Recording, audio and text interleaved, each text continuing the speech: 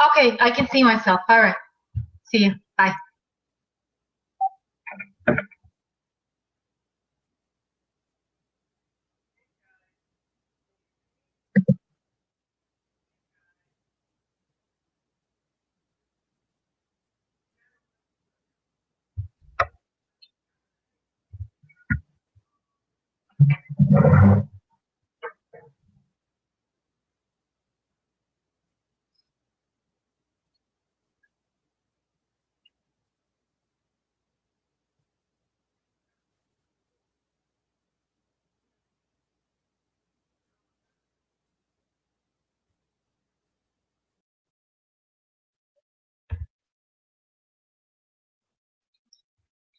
There we are. Hey. I was really trying, Sky, to be on here long before you got there, but I am so happy. I love that smile. Thank you. It is really, really, really nice. And I'm Thank really you. honored that you could make it today. Thank you. That was a lovely surprise, and I'm enjoying it so far. Thanks for having me. Oh, it's my honor. And I had a brief moment to understand who you are and what you're about. You're an author. Yes. And you're particularly an author about how to coach men in relationships. Right. Well, the book that I wrote is called Best Thing Ever. It's right here. Yeah. And it's actually for men and women, and it spells out the nuts and bolts on how to build extraordinary relationships from inside out. And I've interviewed dozens of couples who are incredibly happy together for many years. Not just people who've been long enough together, right? That was not a criteria. Criteria was that as you watch them and they look into each other, and that love is like tangible and palpable. So I seek them out, interviewed them, plus my own story in there. And it turned out that secrets to a successful love relationships are the same across the board. All of those couples, even though their stories were different, shared the same fundamental understanding, and that was remarkable and was an honor to. So you could find a common thread between people actually coming that are happy in relationships, and you can see the thread through from a long period of time, so you would understand what really makes them happy. So what really does make them happy? Look at that big smile. Yay! Well, so there are a few things. Number one, every couple that I interviewed, first of all, they've done significant amount of work on themselves before they found that perfect partner and that amazing love. They all have been through the series of sometimes divorces, sometimes breakups, and painful experiences before they came into the place where they were forced to look at their own wounds, to release them. And they were whole in who they are, and they were happy with themselves, and they were open to a relationship, but not necessarily actively looking. You know, they were not, none of the couples that I interviewed, I mean, no, one couple, they actually met on Craigslist in personals section. So they were looking, but they were still fairly open, right? There was no clinging to the result. So that cleaning. So cleaning would be something of cleaning up their history, meaning their past negative stuff.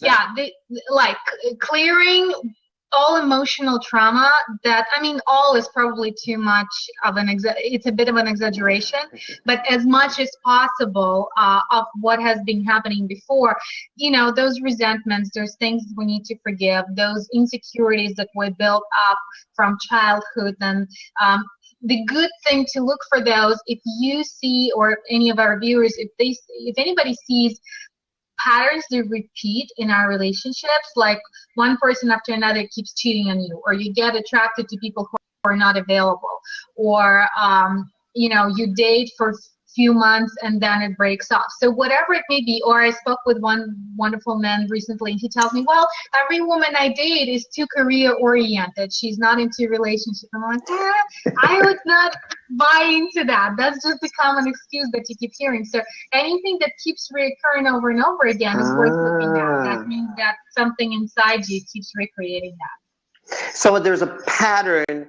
So a pattern sometimes is that from childhood, and it's a belief that you have around the relationship or what your expectations are, but it's based upon something, an earlier part of your life, an earlier part of dating, and you see that, and that's what you attract because that resonates inside of you, and so you're projecting that out, and that's what you're attracting back.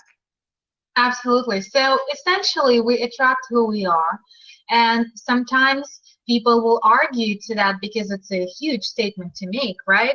What if somebody had an abusive partner who abused them emotionally or physically? How can you say that you attract who you are in that sense? And I see it absolutely being true. Why? Because any case of abuse is the result of self-abuse.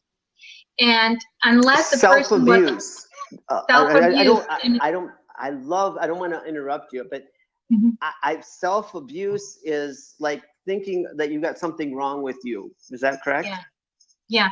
So that's basically when we go into that remorse. So I should have done this. I should have done that. I could have done better this. I'm not good at that. I probably deserve being punished. So all of that negative self-talk that we have, then it shows up in the relationship, and we blame the other person. We say it's them, but actually they just a mirror of how we treat ourselves. Yeah. So every relationship is a mirror. What you believe to be true about you, about the world, that's what you get reflected. Does it make sense? Yeah, it makes sense. And does sometimes when, is there some ways in your book that help clear some of those ways of being, or those same patterns that you repeat over and over? Is there a way to clear them out?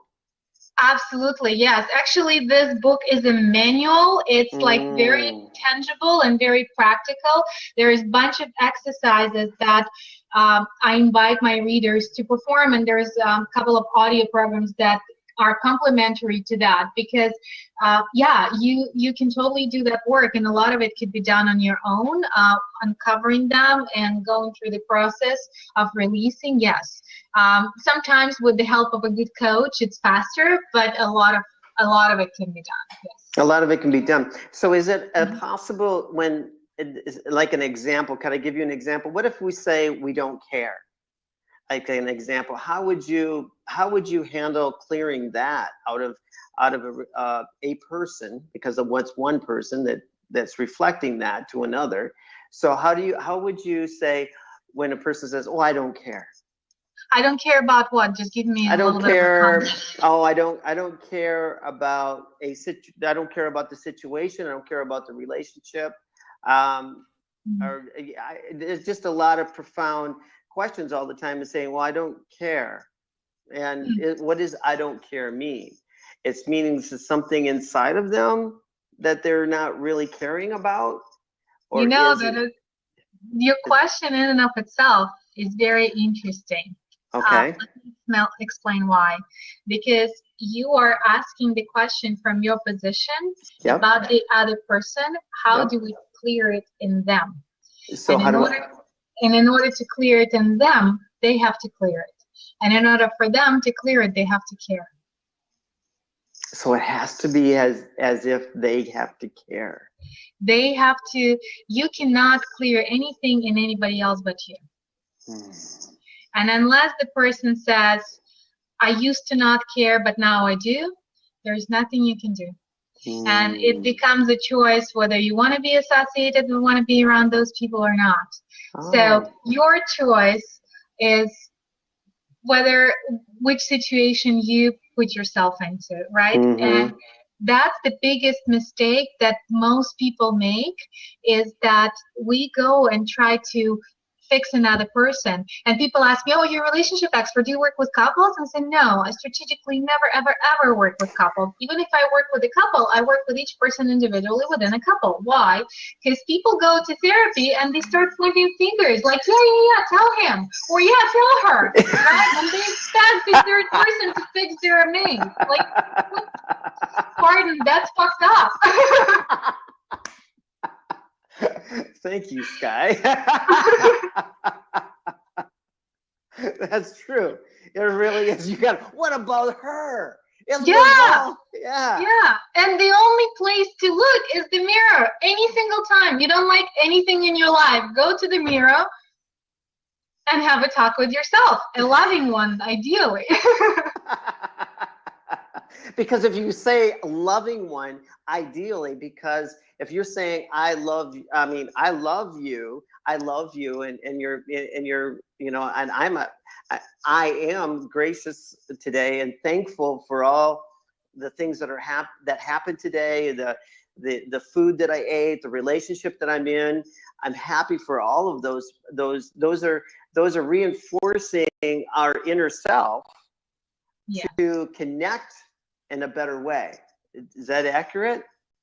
That's accurate, of course. And the way I view the world, and after working with hundreds of people, and my mom is a powerful healer, so I have enough experiences firsthand to believe that to be true, that any human problems originate from us blocking the love that is natural for us. And it originates in self-love. Wherever we do not accept parts of ourselves, that's when it starts showing up. So having that loving talk with the mirror, and it's not easy. It's easier said than done. I get that. It's like when we look in the mirror, especially women, we notice our wrinkles first. We don't notice the spark in our eyes, right? When a man is looking in the mirror, he starts looking where he's falling short, like maybe in his finances or maybe in his body image. So it's a fine balance where you do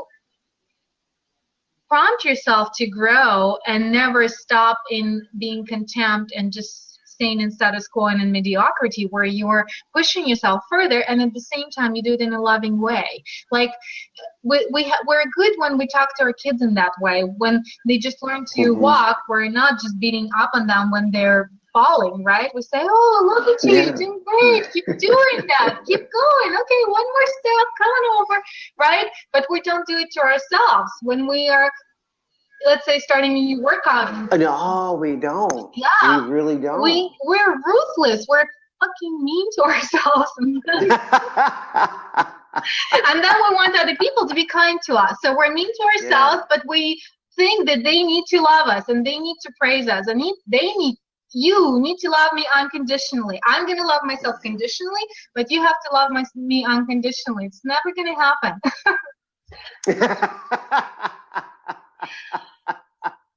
That's powerful. Yeah. What you just said there. Wow, that's a really, really strong message.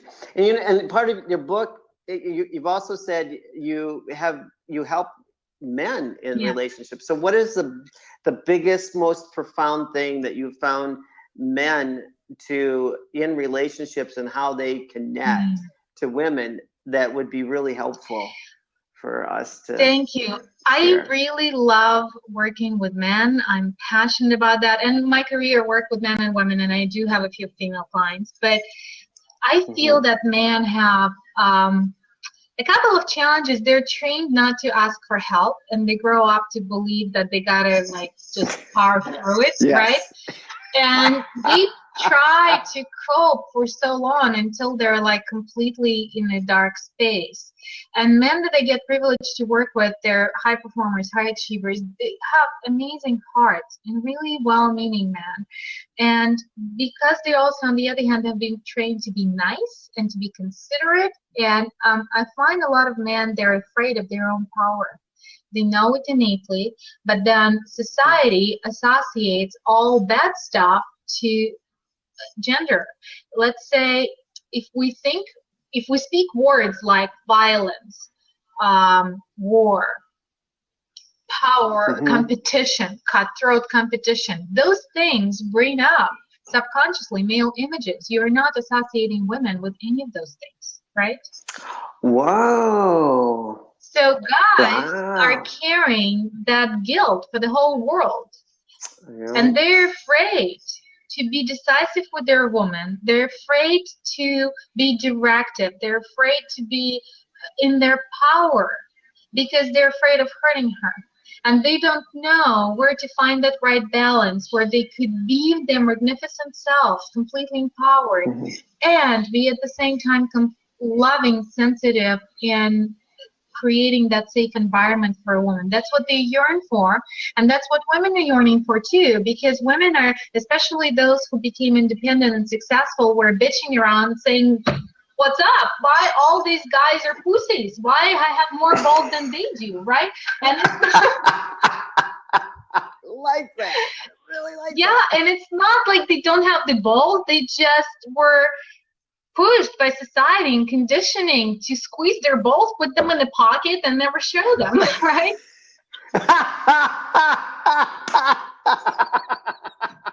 Thank you. Wow, you are so. I love the way that you're expressing that, because that expression really sets a tone for guys to be able to actually ask the question. It's really, I mean, for me, I'm going, well, okay. I've been a high achiever, wanting that. That's, you could interview me. How would you be able to create a safe place for a guy to speak to a woman in that authentic manner, like you were speaking of? Because that's really powerful, and be able to them be strong with that woman and also be sensitive at the same time. I want to know that. Yes, that's what I help them with, because it's a fine balance, and it comes back to healing those wounds that they have accumulated, especially if somebody has been through marriage and relationship. Most men that come out of the marriage, they've been emotionally abused and suppressed, and they have allowed for that. And they've heard all this nagging, you're not doing this right, you're not doing that right, and they've adapted that, like, is there something wrong with me? And they're not feeling comfortable in their own skin. So it's really helping them see the beauty in their power and trusting their feelings and their gut, and coming into that place where they can have this delicate dance where they're truly powerful, directive, decisive, and where they acutely tuned in to their woman, where they can watch her facial expression, see her body language, and act how they feel, like through feeling her. You cannot rationalize that, especially since women are completely rational creatures, completely. And so the rational meaning, can you explain what rational means? Well, most men are logical by nature. Logic, okay. Right. So they think things through, they create the plan, they follow the plan, and let's say women's preferences. I remember guys in my life being confused with that. My wonderful ex-husband, he was like, okay, I bought you oranges. I'm like, oh, I don't want oranges anymore. And he's like, but you like them. I'm like, yeah, yesterday.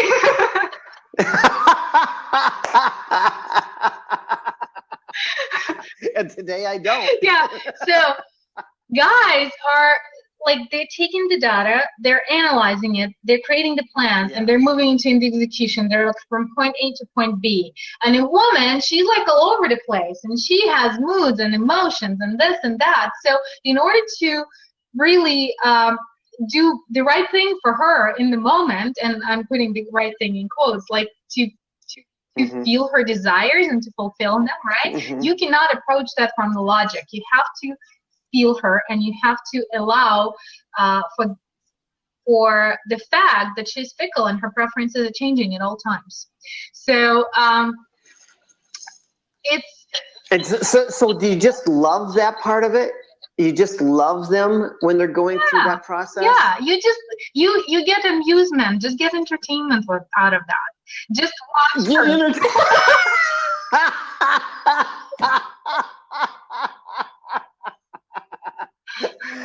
Wow. So I gotta find some entertainment. That's good.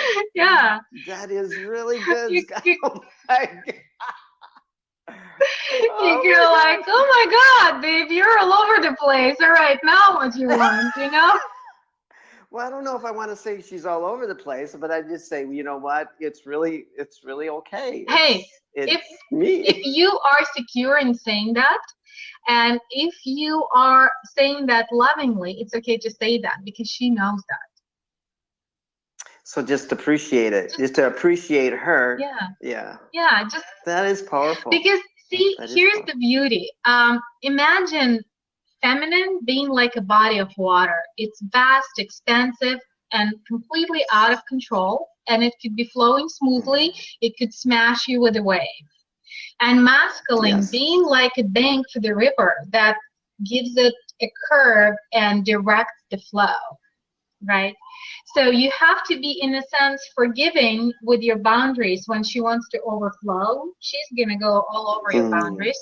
And at the same time, you have to bring her back when she's ready and direct that flow. And it's a very delicate dance. So feminine energy, and of course, we're all both men and women. We have We're both. masculine We're and both. feminine, but we're just talking the pure essence. Feminine energy is very fast, very unpredictable. It holds all the potential for all there is, right? It's like nature. It's got tornadoes, it's got sunshine, all of the everything. So is your woman. So when you start taking her storms seriously and caving back into your protective mechanisms, you start losing that connection. So as a man who's empowered, it's it's really beautiful when you can stand like a So captain of the ship. dance. You dance. When you are standing like a captain of the ship in the middle of the storm, just still navigating and not being swept off by the next wave, right? And you know that the storm is temporary, it's going to pass, we're going to have sunshine again, and just enjoy the wind in the moment. Wow. Wow. Enjoy the wind. Yes, because the wind is the wind of change. And you'll bring on the change by bringing on the appreciation and the awe in her because of letting her know that. And you're not getting swept up in the emotional baggage that whatever way she's going with the flow is just to go with the flow and learn how to create that flow as a guy, learn how to create that flow in the right direction.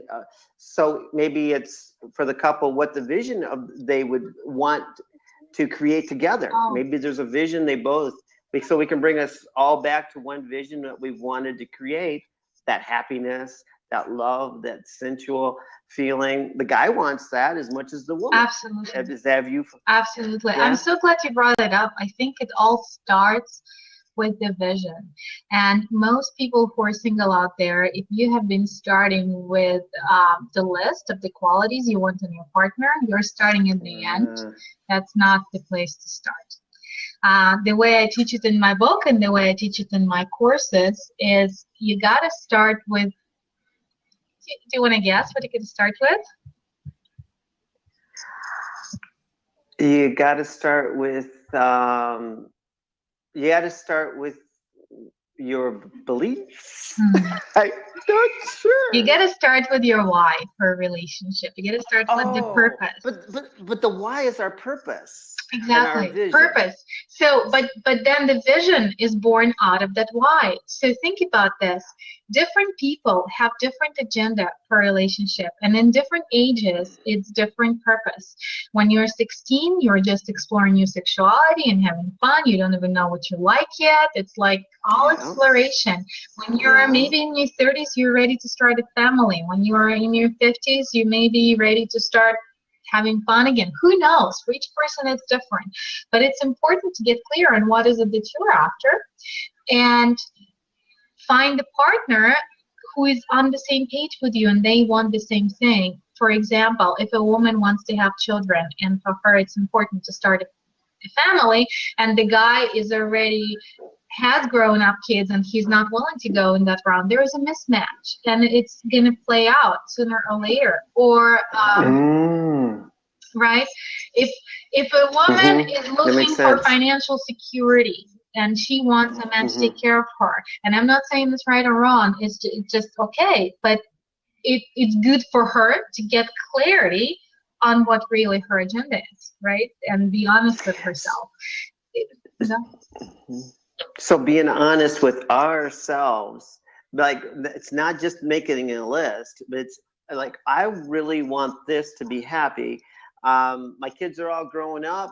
They're out of the house. I want to be free to travel and experience life and make money at the same time. Right. That could be and meet a lot of people and be happy. So that could be a vision. Exactly. So if you were after, and that's wonderful. I'm so happy that you're bringing this up, because I work with men who are in they're real estate investors, so they've created that freedom of time and money, and they want to have fun, and they want to have partner in crime and an exploration, and that woman who will be there. Yeah. So if they're meeting somebody who's in their like late 20s, early 30s, or what have you, and she's all building her life and her career, and she's got 9-to-5 job, you're not going to travel together, right? It's not meeting your criteria. So you have to look at things that are more compatibility on your agenda, and then create the vision for yourself. And there is a partner who will be perfect match to every single thing that you want. But starting just, oh, she has to be, or he has to be whatever, 6 feet tall, or she needs to be blonde with deep cup. I mean, it's backwards. It's backwards. Let me back up a little. What made you get into this? What made you, what's your passion with uncovering this for men and women? Thank you for asking that. Yeah. Well, I was pushed, how we say our mass becomes our message. I had a challenge early in my life when I was in my early teens. I was separated from my parents, and I was depressed and suicidal, but the gift from there was that I understood the preciousness of human connection and love, and I learned to value that above all. So I understood when I was a teenager that there is no amount of money or material means that can stop for that. So I was interested in, and I changed like 5 schools, 2 universities, and then when I moved to States, I traveled to over 20 countries. So I changed a lot of environments, and I studied psychology and human behavior because I wanted that for me, and it was just my area of interest, right? And I graduated from medical school. And then after I went through my relationship journeys, like a divorce and a couple of breakups, and finally I married this guy, and that's described in my book, Best Thing Ever. And that's why it's called, by the way, Best Thing Ever, because I believe that happy relationship is the best thing ever in one's life. It's just such a blessing. Wow. And that title of the book was born out of us calling each other that. He's like, you were the best thing that ever happened in my life. And I'm like, you're the best thing that ever happened in my life. And it was so easy and so amazing. And I thought, oh my God, that's how it's supposed to be. People should know. So you're being able to express that, the best thing ever. Do you say that every day? We used to, pretty much every day.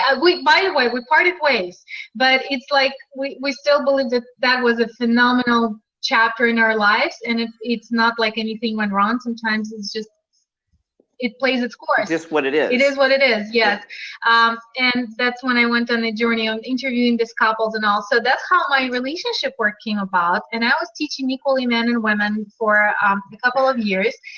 And then I had a few business coaches that reflected back to me, and they were saying, you light up so much more when you talk about working with men. And I'm like, really? Yeah, I kind of get excited more. Why? Because I feel my heart goes out to them. I feel that I'm helping women more by helping men than if I just work with women. Oh God, yes. Because, I'm sorry. Yes, because we're crying out loud, women, especially those who take the time to work on themselves, to go and take the courses, go through therapy, whatever else they do to heal their traumas and become empowered and come into their goddess selves. Now they're like, okay, I've done it. Where is he? Right?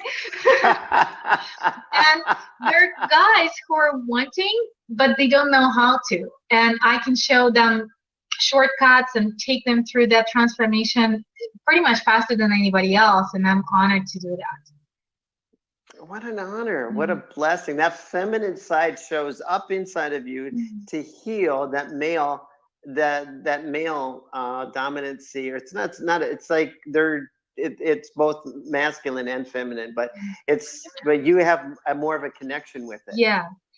You can feel that energy. There's a particular energy in there that oh, I can direct this guy. Meaning suggest to him where he can see it clearly in his mind, in his vision, for where he can improve himself and be a really strong role model for his mate. Wow. Yes, and there are simple things like we don't learn when we grow up, like how do you seduce a woman?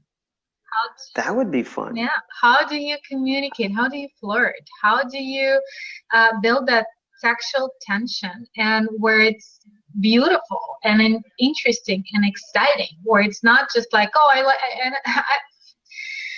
I spoke with my that was good. I like that. I spoke with a guy who's extremely intelligent, like not that long ago. Like he was super successful in his career, so like freaking mind-blowing, right? And he's sports and he's adventurous and he's like everything, the whole package, right? And he makes good money, he's independent, he enjoys life.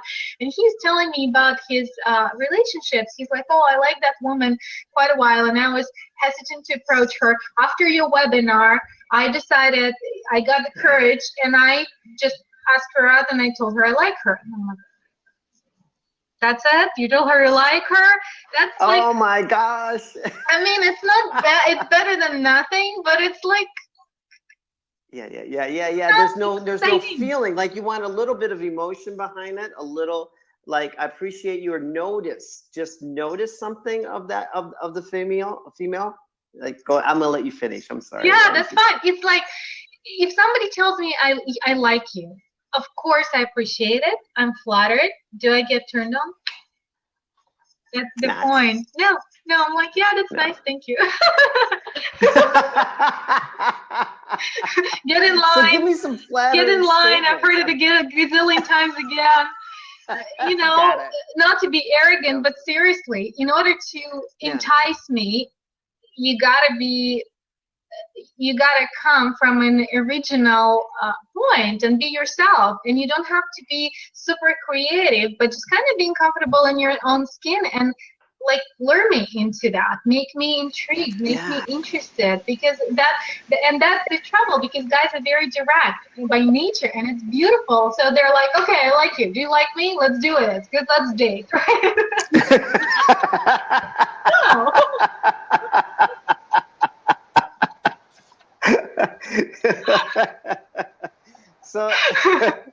So we have to get past the words "I like" and get into real noticing the other person on a real basis, like their hair, their clothing, something, appreciating them and recognizing the feedback from the female.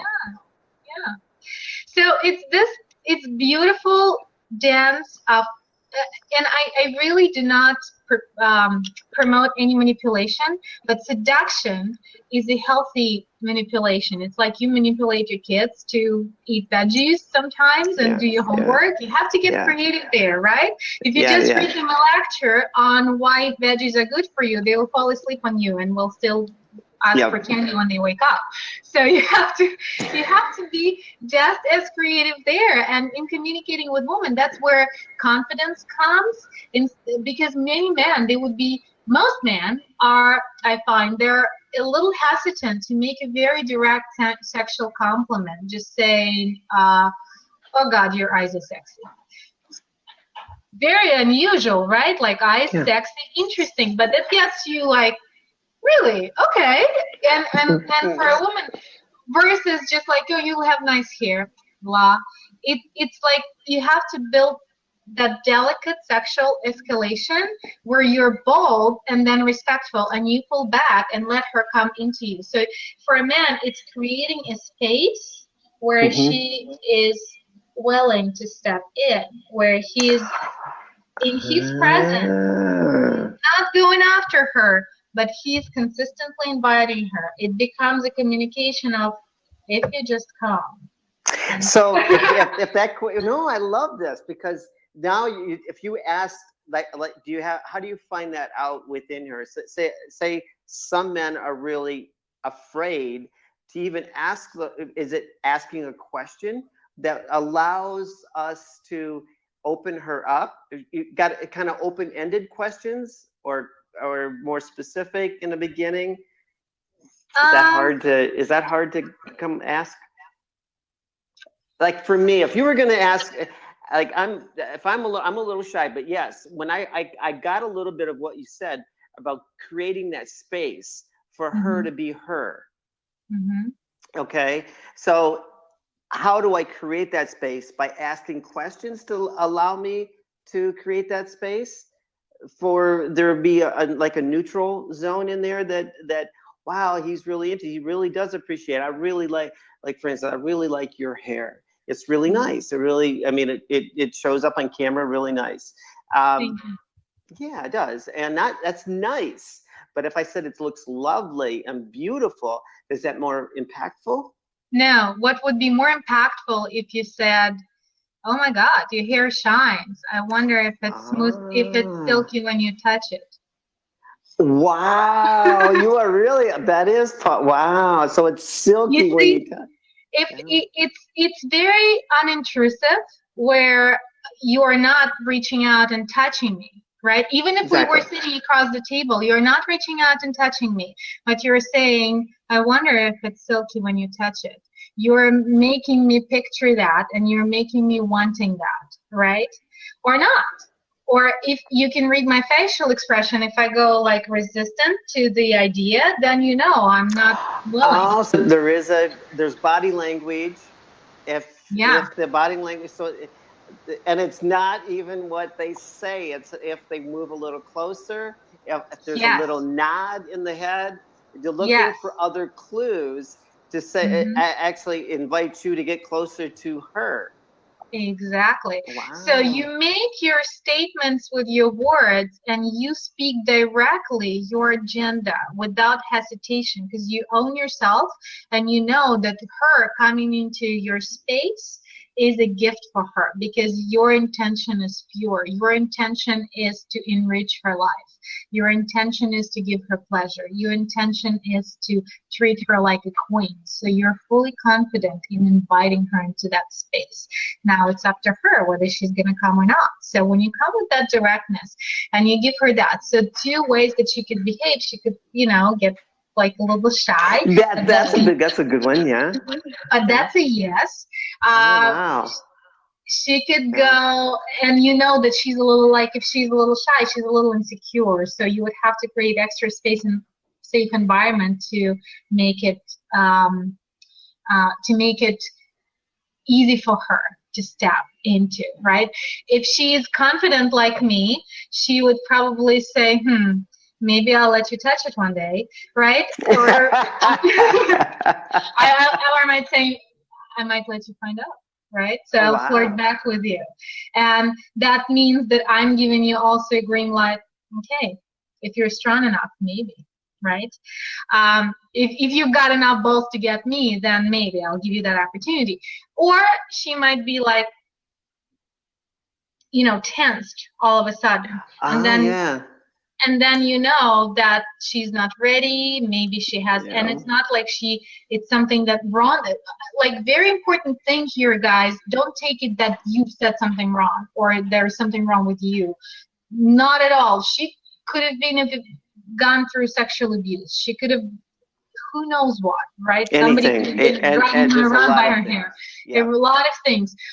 You don't concern yourself trying to figure out what's going on there. Like, spare yourself that. All you need to do is just kind of notice that and respect that and take it a step back, and ideally spin it around into a joke, because when a person laughs, they relax and the tension ceases. So if she tenses up,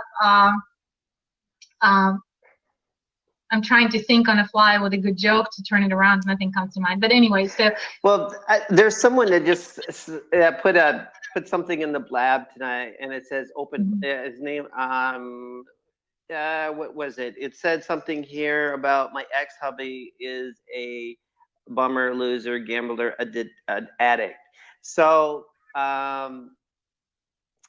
maybe there's that just goes back to the addictions and early old programming, basically, that needs to be cleared out. We're in the flirtation stage right now. So what about women looking at, I like this one. What about women flirting with men? Oh, yeah, they also need to learn. Because it can be overboard too, and they don't really mean it. Or underboard. What's your experience? Are women more overboard or they're more reserved? Both. Both. I've had both ways of being overboard, and it would be they're wanting you and they're wanting to go to bed with you and blah blah blah, and I'm going, no, I'm not there. Yeah. But it's not like it's not, for a male, just a lot of male, they go, well, why wouldn't you? It's like there's just a difference. There's more, like you said, meaning, more. I'll spend my time with someone I really want to love and appreciate and be connected with. There's a lot deeper feeling to that. Yes. But I actually respect that highly about you, and in any man who honors himself enough to not just go for sex, because why would you get one-dimensional connection when you can? That is a one-dimensional. It really is. Thank you for that. So, but you still have that. And it isn't all. I mean, I was just as an extreme example. But for women, yeah, flirting. So how would they be able to flirt? It comes back to feeling comfortable in your own skin and feeling beautiful and feeling sensual and not taking it too seriously and just enjoying the process, enjoying your own body and the way it moves, and enjoying your radiance and sharing that openly, and knowing that your radiance as a woman, that's a gift to the world, and allowing yourself to shine, you are making the world a better place. So just being there and appreciating the man that you're with, like even if he's not your Mr. Right, just appreciating the qualities that you do see and allowing yourself to be playful. I think flirtation is playfulness. Oh, I love you. Yeah, that's so. Yeah, I do love that. It is. Flirting is so much fun. And we can smile. It all brings a smile. Yeah, and there is it does jump to love, and it jumps to happiness. You get to smile through your daily woes, and you are experiencing someone really cares, and somebody really I felt that, and I'm happy for that. Yeah. So I'm glad you saying that. And flirtation for both men and women, you guys really want to tune in and hear this. It's really not about seducing another person. It's about you enjoying the life and the moment fully. It's about you enjoying yourself. By the way, I can hear my voice in your speakers once you took off the headset. I'm going to put it on there. Okay, that'd be better? Yeah, better? Thank you. Yeah. So it's about fully juicing the moment and like soaking up in it and having as much fun as you can and not being worried whether they're gonna like you or not. You cannot really flirt effectively if you're concerned how it's gonna be received, because then you're gonna be filtering your sense of humor, you're gonna be filtering your responses and natural inspirations. So it's like Filters off and fun on. And when your intention is clear, you're clear. What I mean is, when your intention is beneficial for you and for the other person, you're not like, okay, let me see how I can get you into bed. You're just there for the enjoyment of the moment, and flirtation comes naturally. And I can give a couple of tangible tips for women. There is certain body language, like your flirtation comes mostly in the body language, in the way you smile, in the way you move your hair, in the way you are holding your body. Don't be stiff and holding it straight. Just allow yourself to float and be like that water, very fluid and very flexible, and that in and of itself. So you're like dancing all the time. Wow. Just like a flow, like water, like Yes. flow. What? Show your book. Show your book. There's a lot of beautiful people on here that love to Best see thing ever. Escape disappointments and drama and let true love into your life. It's available on Amazon, and my website, you guys, is bestthingever.com. Very easy to remember. And oh, I have a cool news to our subscribers there. I am hosting in October a phenomenal online bootcamp, which will be complimentary, and it's for men. It's called 007's Guide to a Woman's Heart. That's Yeah, good. and I'm bringing in, of course, I'll be one of the speakers, and I'm bringing experts who are flipping off the charts phenomenal. I'm trying right now to get one former CIA agent, so specialists in like body language, on presence, on communication, on powerful use of language. So all of these tools that we're just barely scratching the surface right now, I'm bringing niched expert in every area to talk for like an hour about every little aspect. So that's going to be priceless. Absolutely priceless. I think the body language really sends a big message. Yes. You know, there are a lot of things. There's body language, there's how you use the language, like how important it is what you say, and there are certain words you should never use, other words that are empowering. So there are a lot of intricacies to communication and to this delicate dance of relationships. So that's why I'm bringing the trusted panel to contribute, and I invite you guys. I don't have the registration page up yet, but please, I encourage you, sign up to my mailing list and you will be the first one to be notified. So when you go to bestthingever.com, just go register and I will send out that email. And if for whatever reason you don't want to be on my mailing list, you can unsubscribe always, but I only send stuff once in a while that is absolutely stellar valuable. You will never get any junky email from me. So I'm confident stellar, in my, especially on body language. I'm looking at, like, there's probably things that the way I could be on this blab would send a better message. See, I like the way you look. It's very, it's inviting. It's also teasing. Thank you. Yeah. It is. Great smile. Beautiful. I mean, and you do have a flow about you. Your one shoulder's a little lower, and you got a great smile. Thank you. It really does send a strong message, and a lot, people really appreciate that. Thank you. So thank you for that. Thank you. It's so much fun, and so far we had an amazing conversation. Very inspiring. You taught me a lot. I'm still learning. I'm glad. That's what I'm here for, to share. Sometimes we take for granted our own expertise, but then I remember I've studied that stuff for years, and I've studied even my charm is maybe natural, but honestly, I have worked on myself, and I still do. For years, when I was learning English, it's my second language, right? Yeah. What is your first language? Russian. I just cut you in. Russian. Yeah.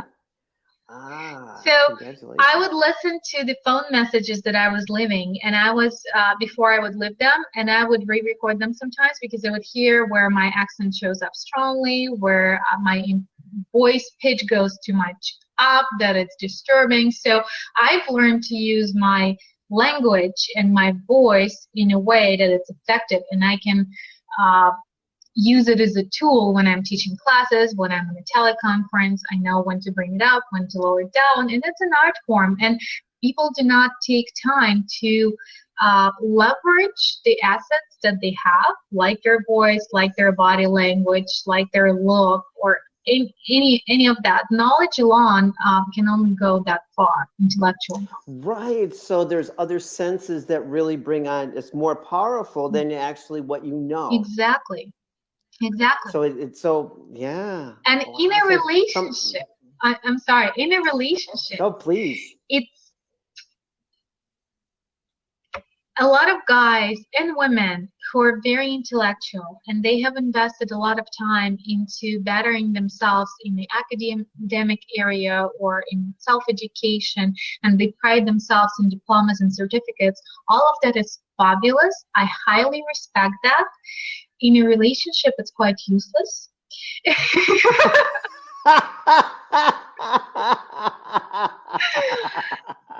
And in fact, wow. it becomes boring.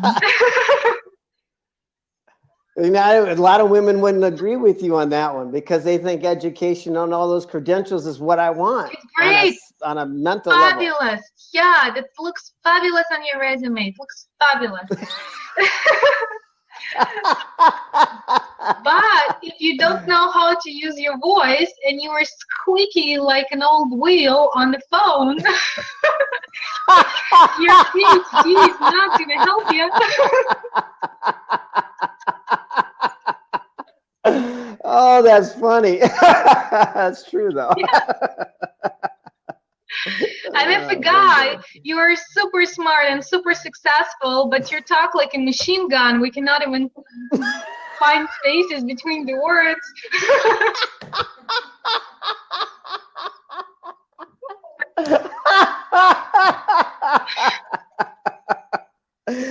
Wow, that's true. And I know of a couple people like that. I meet people, yeah, and they're like just trying to squeeze as many words per minute as they can. And forget about that other person that's sitting over there in that chair. You know, it's all about me. And it's like, you know. And the other person goes like, I'll watch you in replay when it's slowed down.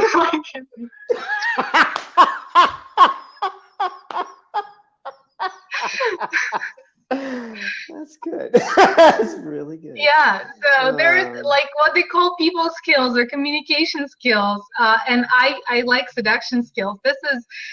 It's vital skills, and they become vital in communication. They become vital in negotiation, in closing deals, in people wanting to do business with you. It stretches far beyond relationship realm. It stretches into building powerful connections, building powerful allies. And even in business realm, guys, seriously, it gets boring. If you are fun and pleasure to be around, people want to be around with you and they want to do business with you.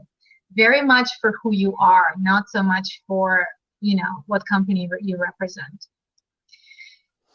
Right. So you got that little flirtatious side of you. Even guys like that part of it. They don't know they like it, but they're, oh, this guy's really cool. Yeah. Cool. He's interesting. And he really appreciates, I mean, other men will attract other men that appreciate women too. Mm-hmm. And they really feed off each other about, I mean, it's a guy thing, but a guy thing can also be very rewarding in finding what good things they could always bring out in a woman. Exactly. And in themselves, other men respect men who are confident. And it all comes down to confidence and being really comfortable in your own skin and enjoying being in your own skin. Oh, wow. Yeah. Wow. So, and so give me an example of, I really like the flirtation part. Give me some more flirtation moments that a guy could really do.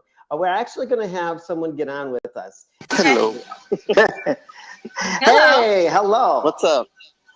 What's up? Hey, bud. We're not on What's Up. We're in Blob. Ask us a question. Is this your first What's time your on name Blab? first? Yeah, what's your name? Yeah, somebody dragged me from the Periscope sphere into Blab. I like this Awesome. much more. Yes, Yeah. yes. It's my name, first time on Blab. I was Blab virgin until an hour ago, but and you got like 689 caps. Okay, let's make it. I want it to be round numbers, so let's make it 690. Okay, I'll put thank you you. I appreciate it. to Why don't we make 240. it 700? Go to 700. We are. Look Yay! at that! Thank you. Yay! Oh, Yes. Yeah.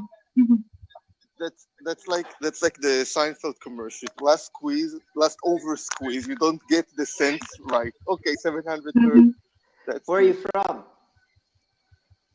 originally Israel, but I've been living in Canada, in Toronto, for the past 17 years. Oh wow, beautiful. Cool.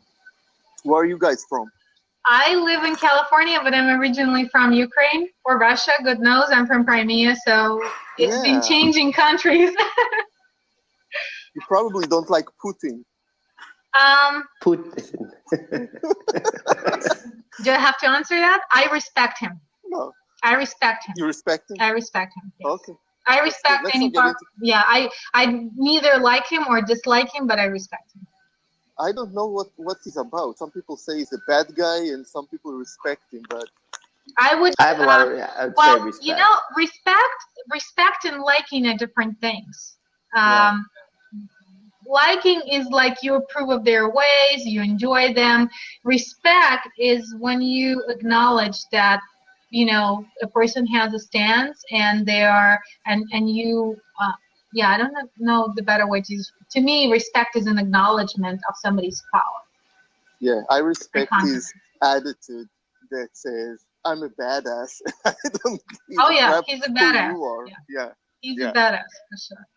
Oh, you're in California. You're radiant. You can tell that you're in California. Oh, thank Summer you. cold. No, it does do. If you live in Arizona or California or Florida, you look different than somebody who lives in New Hampshire or Quebec. Just a fact. Nothing Yeah, you that's can why do you guys about should it. come and visit. I'm probably going to be in Vegas soon. Cool. But this Where are is you from, this is Robert? a great. Robert? Robert, where are you from? Oh, Robert. Yes, I'm actually from Michigan. I live in California, Encinitas area. So yes, I love. I'm back in Michigan where it's a little cool today, and doing this blab. So yeah, it's a very different scenario for me. I enjoy.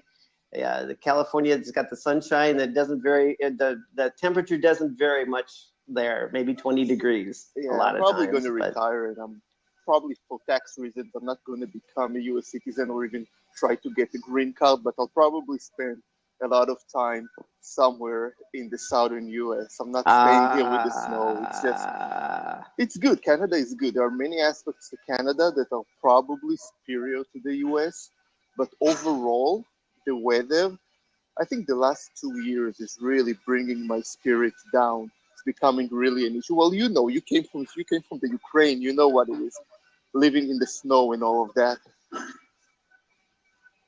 We're having a conversation around happiness and love. What's your name, by the Do way? you have any idea? Do you Amir. have any questions for us on that? Yeah, maybe you can help me. I need to make up with my girlfriend. Why did you break up? Why? What Well, we happened? didn't What's break that? up. You We were just had a fight in the morning. But it We broke just up a had little bit. fight after a good stretch of days. We're very passionate about each other, romantic normally, but there is an issue that she keeps bringing. Like my ex, I want to maintain good relationship with her. I don't want her to give me any hard time. We have a daughter together, a 7-year-old. I don't want her to give me any hard time or start bugging me. So I'm cool with maintaining a good post-marriage relationship with her. And my current girlfriend, she hates her because their personalities are different. And she just hates her. She loves my daughter, but she hates my ex, and she's jealous, and she admits that she's jealous in a crazy way. And just the idea that I'm texting her, and I don't want anything to do with my ex-wife other than all the arrangements concerning my daughter, picking her up, dropping her off. She's going now, my daughter is going to the Far East for a stretch of days, and there's things to talk about all the time. And it doesn't matter what type of communication and what the issue is, she's always having this angle. She's always jealous. She's always, and when we had the fight, I just had enough. Like she said something along the lines of, you don't know exactly if Ruby, my daughter, is coming this day or that day. You talk to her so much, so how come you don't know that? And I was just, you know what, I had enough with this. This is just going on for too long. You keep bringing this thing up. So we just had this flare up, and we just, and her mom was visiting. Her mom was visiting all the kids in North America. She has siblings in San Francisco and Chicago, and then she came to Toronto. And it was awkward because other than the 2 or 3 first day of her visit, her daughter and me were just not talking. We just, everybody went to his corner and no communication. And just yesterday, before she flew back to Israel, where she lives, she said, look, I want to address the big elephant in the room. There's no communication between the two of you. You must talk. Like the two of you have too much going on for you not to talk. But I feel that she's playing some kind of a power game with me, because she feels that because she's more social and she brought me into the world and brought friends into my life, she thinks that I need her more than she needs me, and she's playing some kind of a game.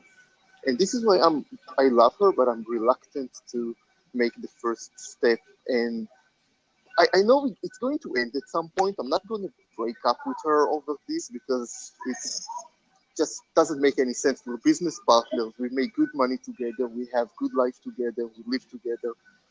But right now, I just, I don't have that urge to go and kind of tell her and try to reconcile and say this or that or buy her flowers or anything, because I feel that she's wrong. Mm-hmm. She's imagining things. It's clear that, I have no interest in getting back with my ex.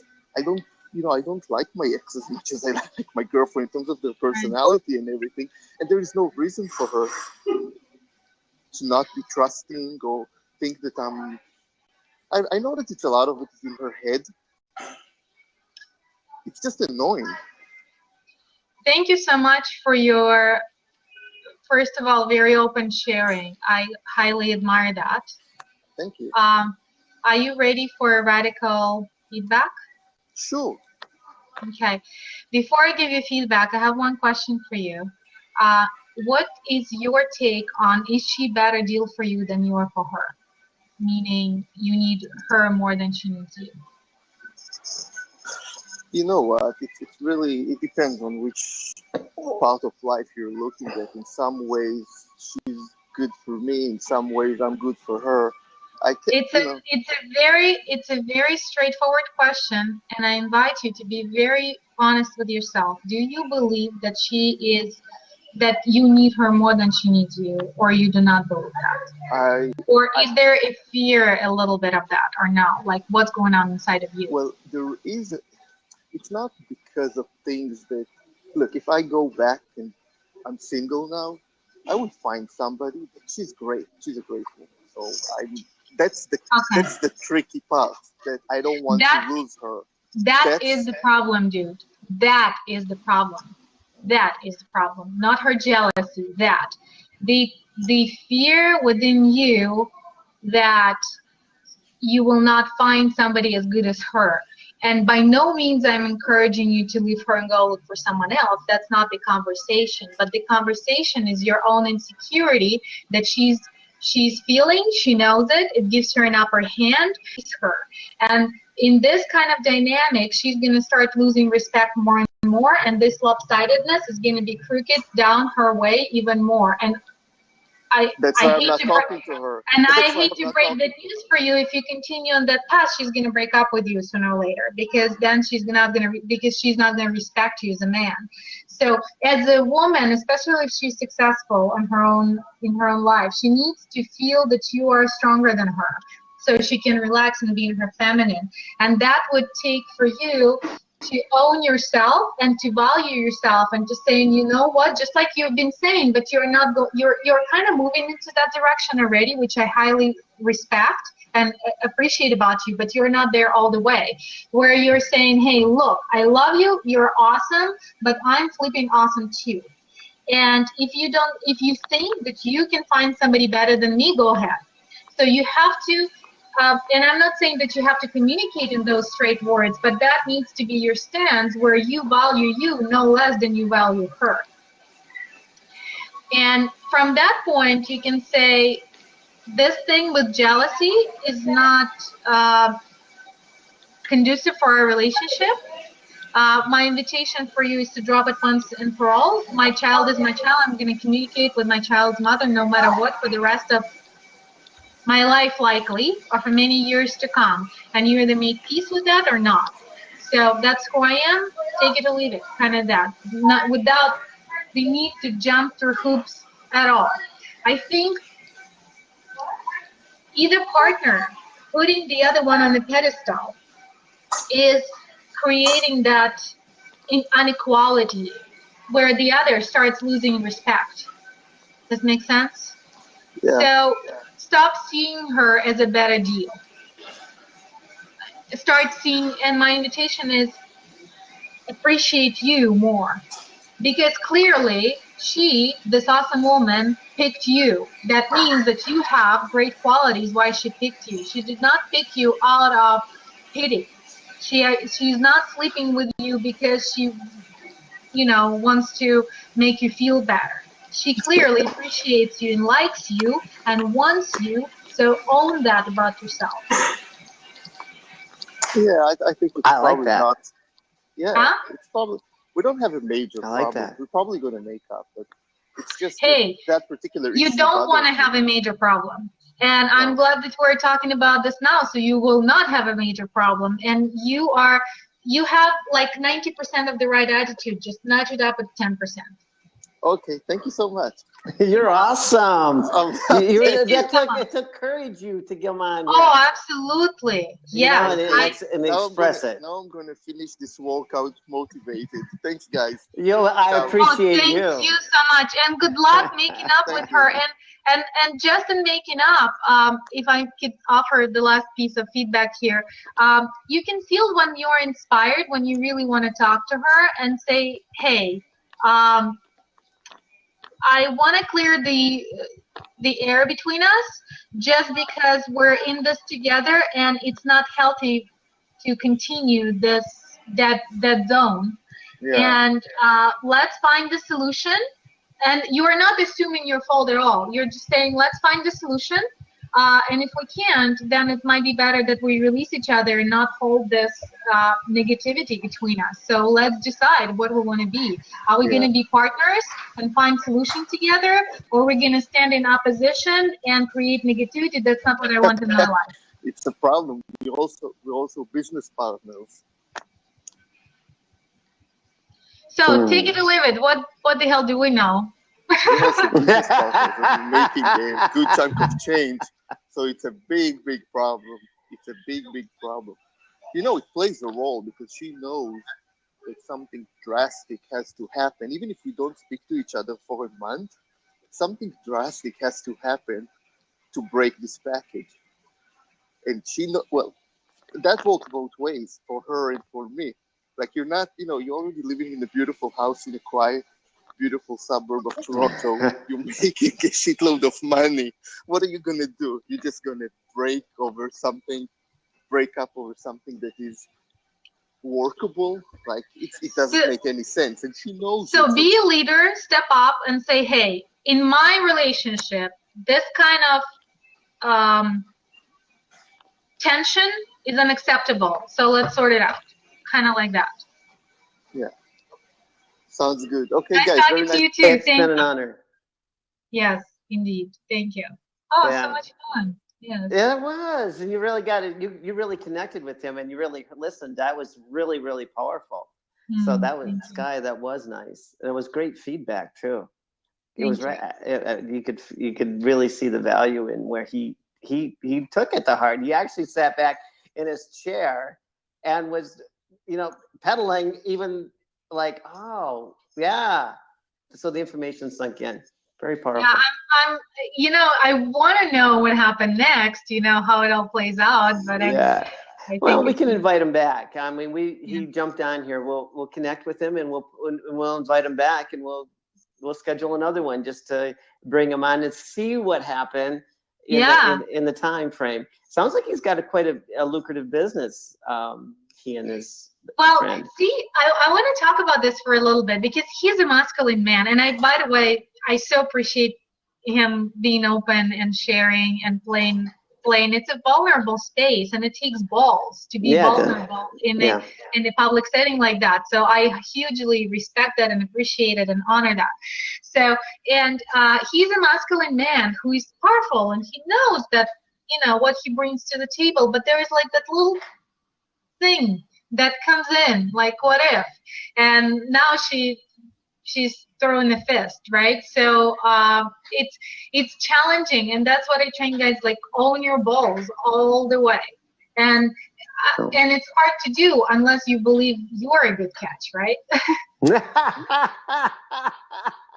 Bless you. Yes, absolutely.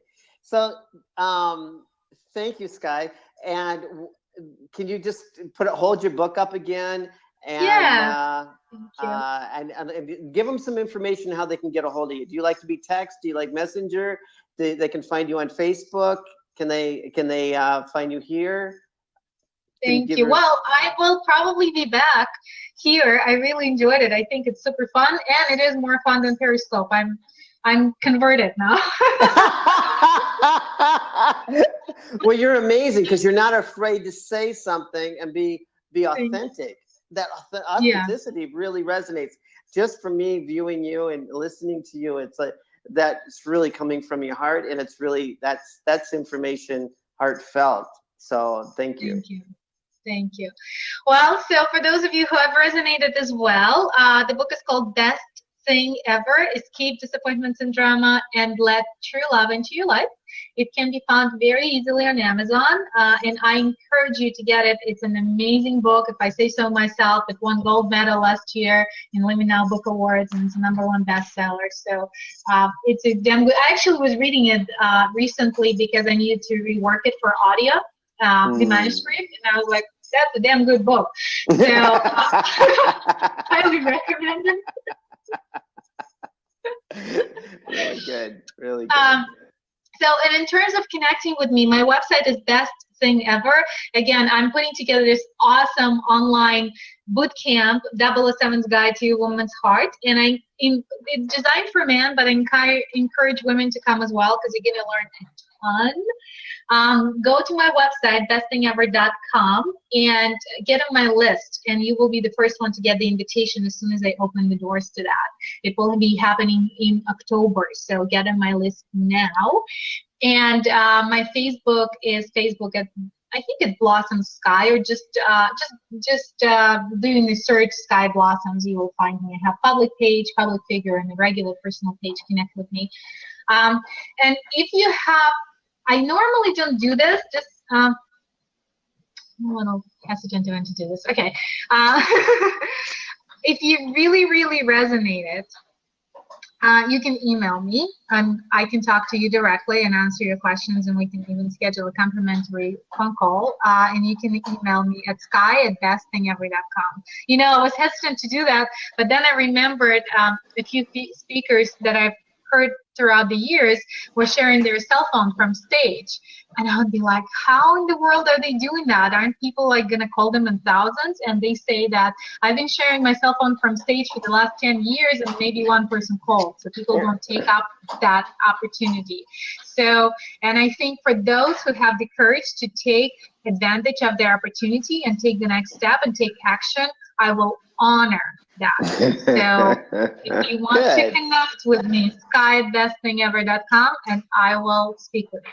Sky, it was an honor to be with you today. It truly is. And we'll schedule another blab to have another session. We had 22 people view you today. What an awesome honor it is to have you on here, and the insights that were given were just, it was phenomenal for me anyway. It was very insightful, and very blessed to clear up some issues of my own. Thank you.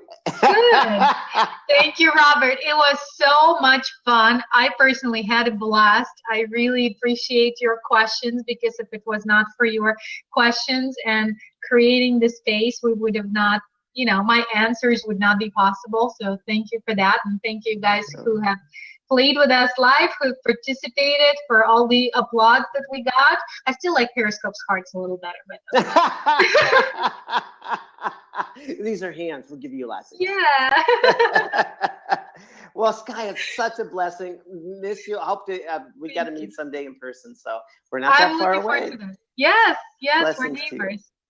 Blessings. Thank you, Robert. Thank you, everybody, for showing up today. And we'll be in touch with Sky. And I appreciate everyone being here today. And we're having another blab here in about 15 minutes. It's called Stephen L. Whiteley, and it's on happiness. Ooh, so, cool. Yeah, you can come on over and be on one of the panels over there, too. But, thank you. I need to work a little, too. Well, I think this is. I'm not using the word work anymore. As of yesterday, I don't work anymore. I play business. Well, let's play. So come on over and play with us. We can have fun playing. Yeah, sounds great. Goodbye, everybody. Goodbye. Love you all. Thank you, Sky. And I really thank you. appreciate you. Thank you. Bye-bye. Likewise. Thank you.